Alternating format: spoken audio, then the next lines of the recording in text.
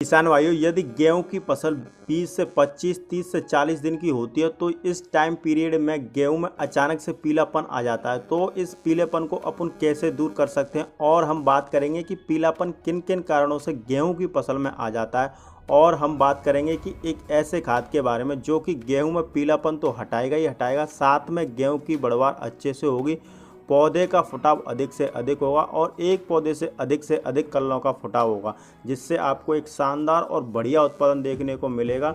Video को अंत तक जरूर देखें, तभी आप एक सही और एक अच्छी जानकारी ले पाएंगे। चैनल पर नए हैं तो कृपया करके चैनल को सब्सक्राइब कर लें, पास वाले बेल आइकन घंटे को प्रेस कर लें ताकि अगली वीडियो का नोटिफिकेशन मिल जाए। तो चलिए शुरू करते हैं। तो बात कर लेते हैं कि आखिरकार गेहूं की फसल में पीलापन क्यों और किन कारणों से आ जाता है। तो सबसे पहली बात, पीलापन गेहूं में क्यों आ जाता है, तो जड़ों में बीमारी हो जाती है। कई बार तो इस बीमारी के कारण पीलापन आ जाता है और दूसरा कारण यह भी हो सकता है कि फसल में पोषक तत्व की कमी के कारण पीलापन देखने को मिल जाता है, क्योंकि बहुत से ऐसे किसान भाई हैं जो बुआई के समय सही मात्रा में सही पोषक तत्व एवं खादों का प्रयोग नहीं करते हैं। गेहूं में पीलापन होने का सबसे बड़ा कारण है। और तीसरा कारण किसान भाइयों, जब गेहूं की खेत में खरपतवार नाशी का प्रयोग करते हैं तो भी पीलापन आ जाता है।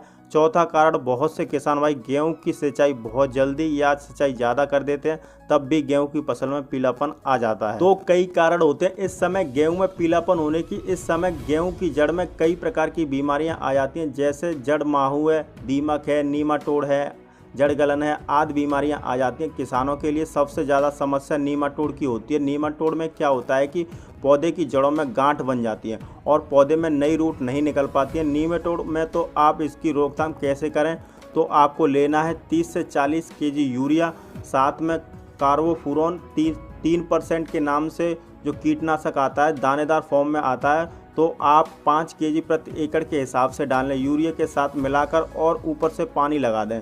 तो नीमाटोड की रोकथाम इससे हो जाती है और गेहूं में आपको बहुत जल्दी ही हरापन और पौधे का अच्छे से विकास हो जाता है। पोषक तत्वों की यदि गेहूं की फसल में कमी हो जाती है तो भी पीलापन गेहूं में देखने को मिल जाता है, क्योंकि इस टाइम पौधे की प्राइमरी स्टेज होने के कारण पौधे को बहुत ज़्यादा पोषक तत्वों की आवश्यकता होती है, क्योंकि इस टाइम पौधे की जड़ों के साथ साथ उसकी प्राथमिक ग्रोथ होती है और पौधे में ज़्यादा से ज़्यादा फुटाव हो, ट्रेलिंग ज़्यादा हो और अधिक से अधिक कलियों की संख्या देखने को मिल जाती है। तो इसलिए पौधे को ज़्यादा खुराक देनी चाहिए, ज़्यादा पोषक तत्व चाहिए, तो हमें इस समय पौधे को ज़्यादा से ज़्यादा खुराक देनी चाहिए। जैसे कि हम बात करें यूरिया, तो यूरिया आप 30 से 40 किलो, और यदि आपने बिजाई के समय जिंक नहीं डाला है तो आप 7 केजी जिंक 21% वाला जरूर डालें, क्योंकि जिंक पौधे में फुटाव बढ़ाने और ज़्यादा से ज़्यादा कलियों की संख्या